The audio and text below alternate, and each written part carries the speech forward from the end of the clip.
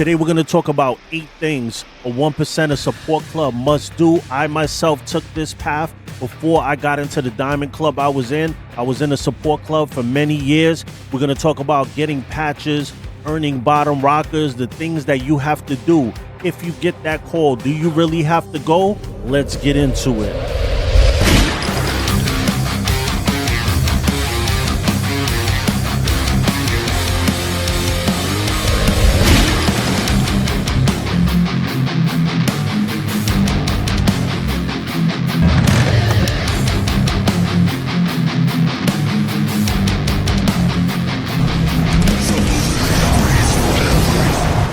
Big shout to the Ghosts and the Ghost Sets. Welcome to Demons Row TV, the holy grail of MC culture, where we cover everything motorcycle and motorcycle club involved. I'm Sose The Ghost. I'm your host for the evening. Let's get into it. Number 1, wearing a patch signifying you're a support club. If you're in a 1% support club, there's a support patch that holds the insignia representing that club. Before I joined the 1% club myself, I was in an MC called The Click, a great club. I had great times. Only reason I left is because I wanted to go 1%. But that club, the Big Brother Club, was a 1% club known as the Unknown Bikers. The Unknown Bikers had a coalition with like 50 clubs under it. And not just motorcycle clubs, auto clubs, social clubs. Let's just say every weekend there was an annual to go to or a different clubhouse to go to, and women galore. The name of the coalition was known as the Movement. And I know Big Phil, the national president of the Click, sat at top with OG from SPMG, and all these clubs had the Movement patch, which was a UB support patch. So sometimes people say, why would you join a support club? Sometimes it's the best way to start a new club. Imagine if you started a new club and you got a clubhouse. You automatically got 50 clubs that could wind up showing up to your clubhouse buying your drinks on a given day. And that's the 99 game. You go support clubs events and then they support yours. Number 2, if you get the call, you gotta go. If you're in a 1% club and your Big Brother Club gives you that call, it's time to roll. Some 1% clubs lean heavy on their support, especially the ones that got blessed with cities and even some with state bottom rockers. You want to have that territory and that look, it comes with dedication. They'll send you to hold that territory down. And if you don't do it, they'll either wash everyone up and take their colors, or if you got members that they would want in their club, they're going to take those members and shut the club down. A lot of people that are in support clubs tend to eventually join the bigger 1% club like I did. Not everybody, but some do, a handful do. Number 3, attend mandatory meetings and events hosted by the 1% club. If you're in a support club for a 1% club and they have a party going on, they have an annual going on, you have to show up.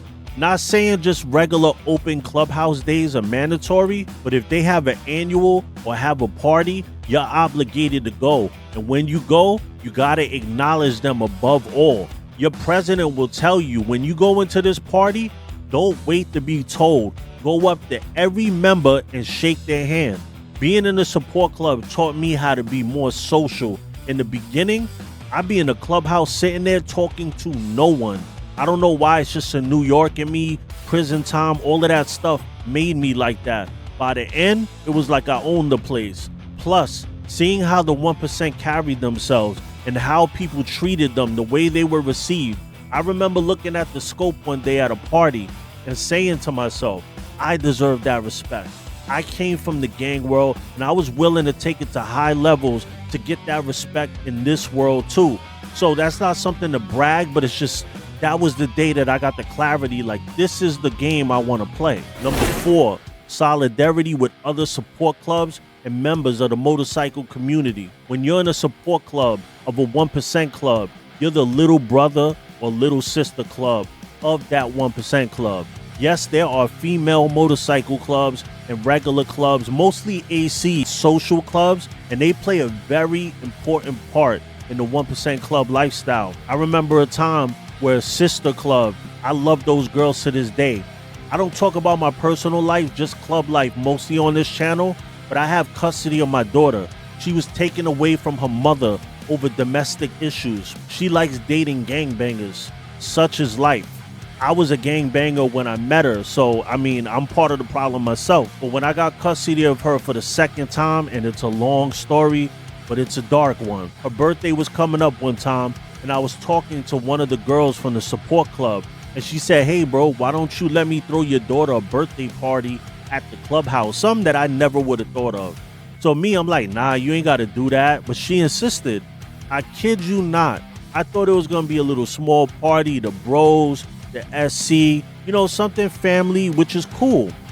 Almost everybody brought their kids. Everybody brought gifts. People were giving her money. It was like, I kid you not, it was like a charity event.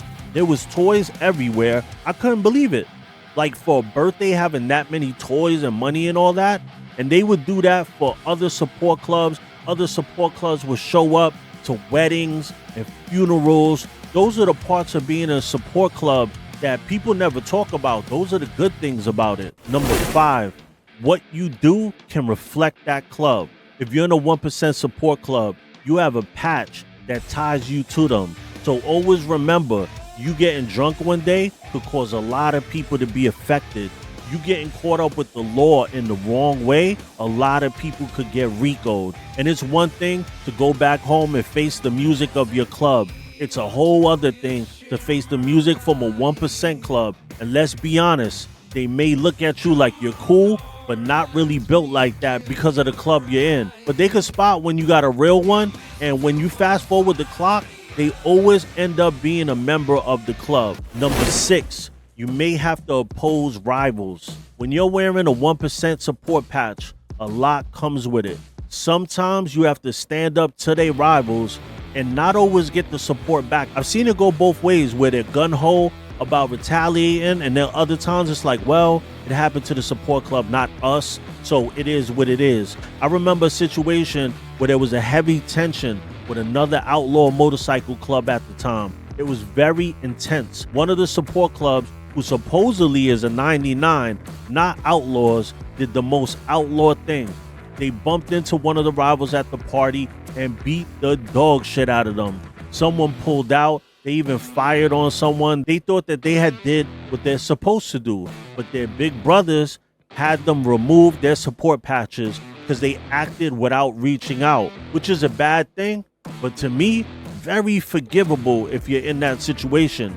It always depends on who the 1% club is you support. If you're an outlaw motorcycle club but you support, and yes, you can be an outlaw motorcycle club and be under one of the big 4 clubs or something, or big 5. If you're one of those, you're expected to react like that. Number 7, getting patches approved. Let's say you just started a riding club and you went about things the right way. Wore the t-shirts, the hoodies, all the merch for a year. You put the time in, went to all the parties, paid your dues, earned your respect, and got the blessing to get your patches. When you're a riding club, you don't have territory on your back or your vest, no bottom rocker. So if you want that type of respect, you want to expand, you want to have chapters in other areas with the city, you're gonna have to come to the table with that 1% club and see if it's okay if you get these patches. Now, the reason you do this is if the diamond club you're under is in your town, but not in the town you want to open up in. Like saying you want to open a second chapter, that's why you need cities to distinguish the chapter. If the 1% club you're under is nowhere near that town, then that chapter plays by the rules of whatever outlaw motorcycle club runs that town. So sometimes people think it's belittling, but this could keep your club alive. Number 8, respect chain of command. I don't care what rank you hold in a support club. A 1% club member outranks you if they're the ones you support. Don't make the mistake of thinking you're in a support club and you're around this club all the time. You build relationships. They're the ones that blessed you. Maybe you joke around, you get disrespectful. They will flatten you. I have seen this before. Remember, they're brothers, you're not. And then you know what happens when they trash you? You'll get a call from your president. You need to come in, and what does he do? He's gonna kick you out the club. Yes, I've seen it myself. always respect the chain of command and don't get too comfortable, because when that big brother club calls, your president, your club, they're not going to go against them. They're not going to say, oh, this is our brother, he messed up. I mean, they're going to maybe try to play that game, but once they slam the gavel and they say, no, that's it, they can't do anything about it. They're subject to what that big brother club says. And sometimes, you know, clubs do leave and then they become supportive of other clubs, but then it gets risky. It all depends on who the 1% club is. Are they playing that game? Do they not care that much if you go become another club support? Or are they real anal about it and they will take all your club colors? It really depends. So if you got value out of this, don't forget to hit that subscribe button if you want to learn about motorcycle club culture from people that actually live the lifestyle. There's very few of us online. Get your Demons Road shades. They're out right now. We got the bandana on the sides. They're on www.demonsroad.com. I got another video where it'll be linked above. And thank you for tuning in to Demons Road TV, the holy grail of MC culture. Like, subscribe, and comment. And oh yeah, we ghosting, baby.